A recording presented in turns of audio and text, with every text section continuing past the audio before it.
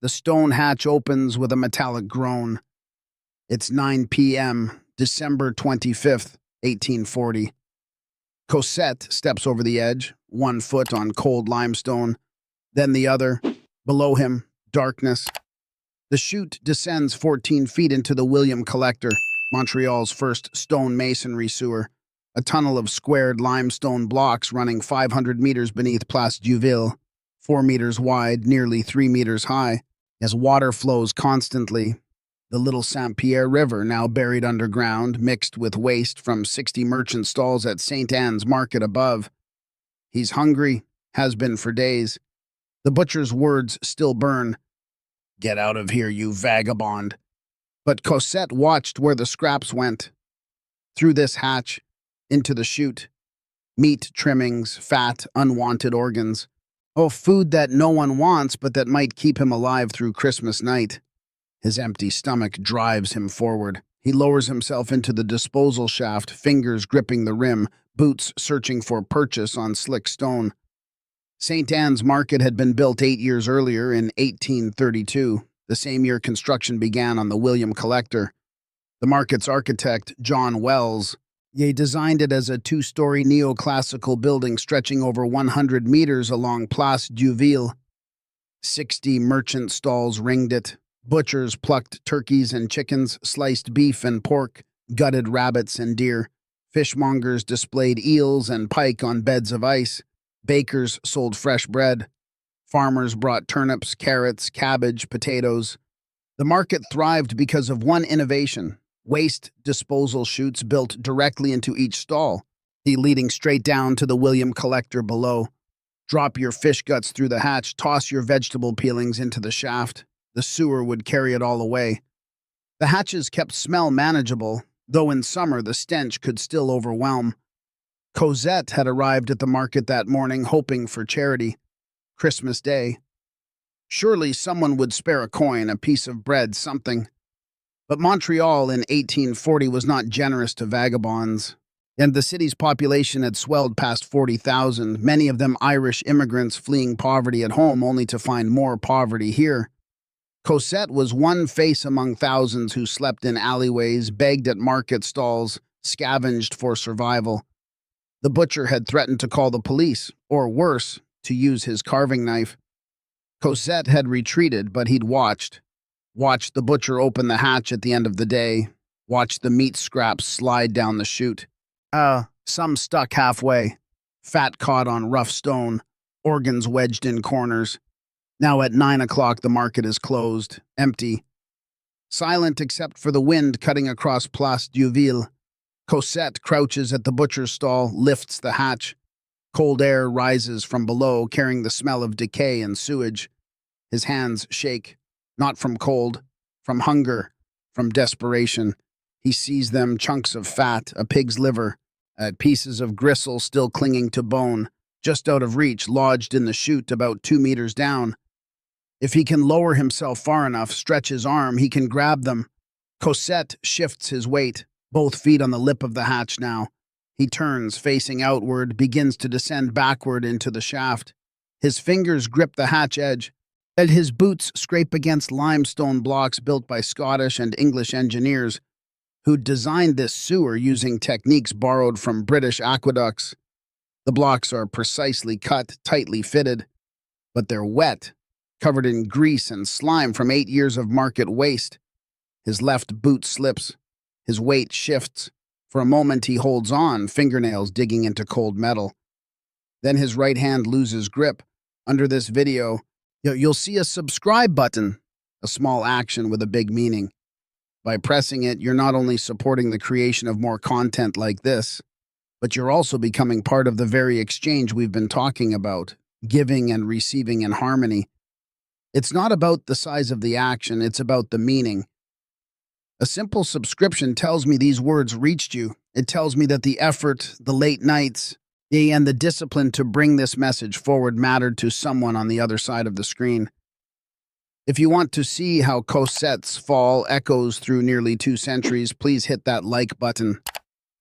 It helps us share more forgotten stories. Subscribe if you haven't already.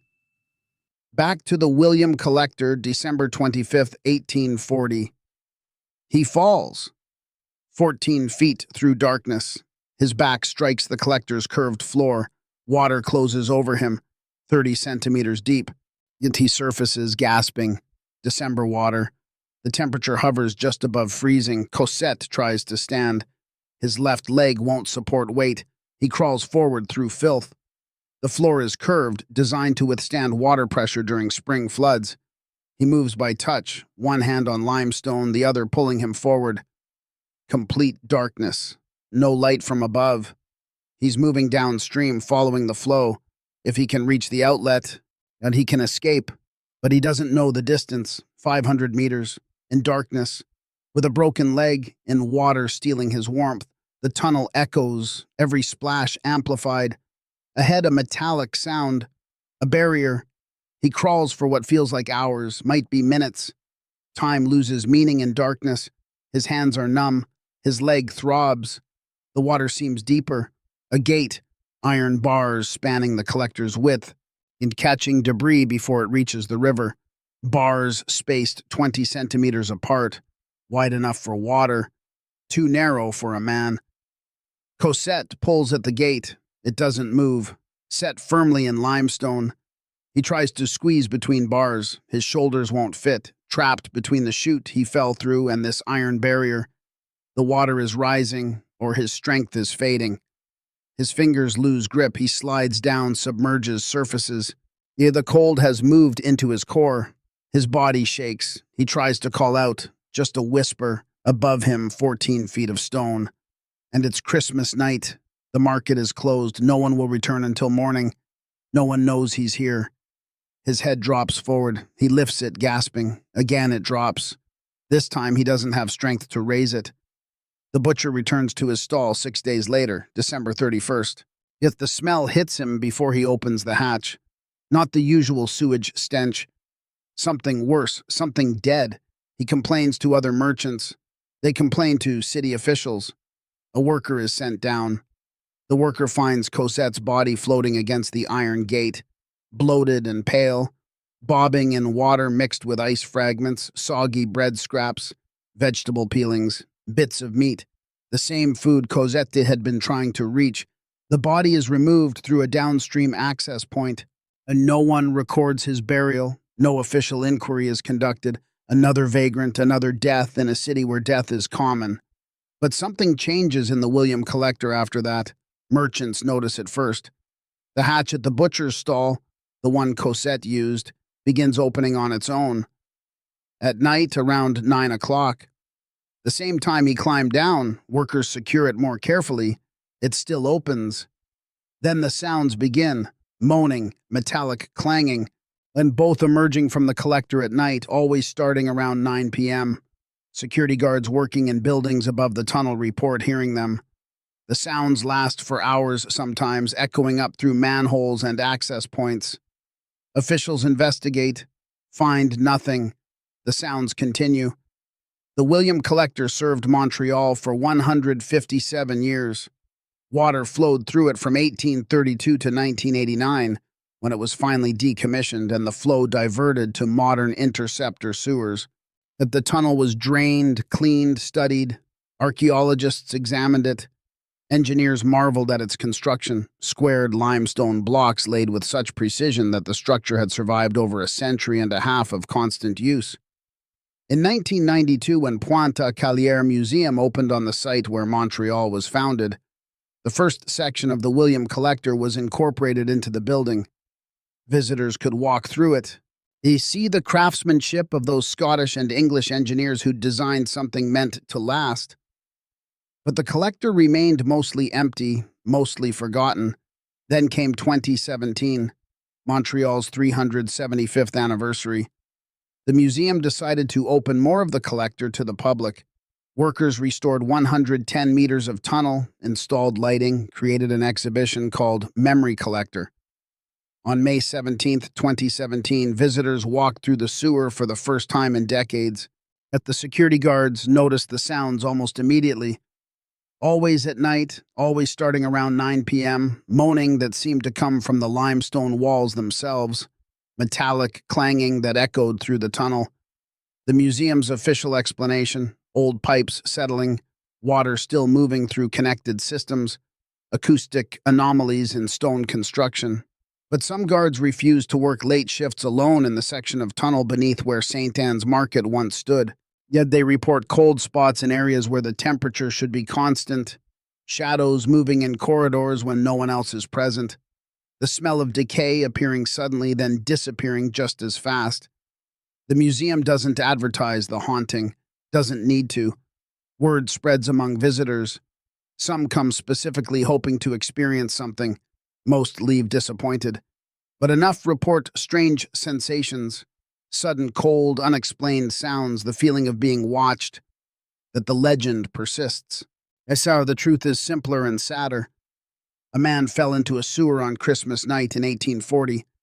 He drowned in darkness, alone, trying to find food. No one mourned him. No one recorded his full name, his age, his history.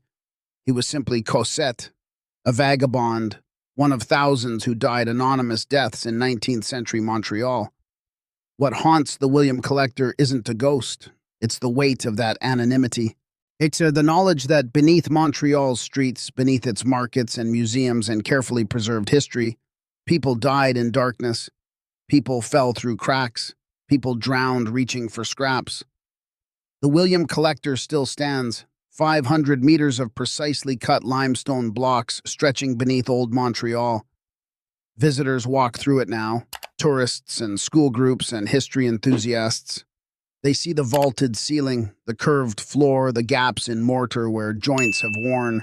As in, they read about Scottish engineers and British aqueducts and civil engineering innovation. Most never hear about Cossette.